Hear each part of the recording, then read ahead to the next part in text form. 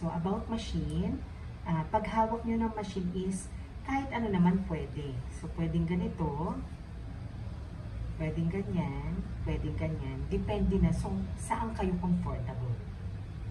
So, ito yung machine natin, sample machine, then ito yung pigment.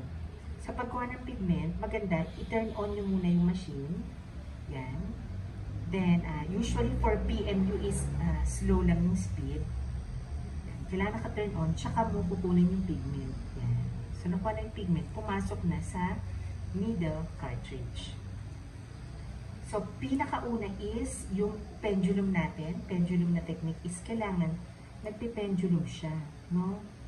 Nagsisway para magkaroon ng gradient effect. So, pwedeng dalawahan na sway, pwedeng isa, pwedeng dalawa. So, mag-sample tayo, dalawahan. Yan, dalawahan. So, balikan siya. Then, pwede din yung palayo, no? Palayo.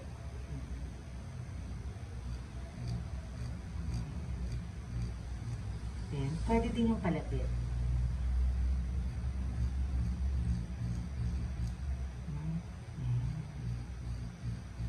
So, mapapansin nyo, dapat pixelated siya. Pixelated gradient look. Mga small dots ang effect. Kaya siya tinawag na ombre.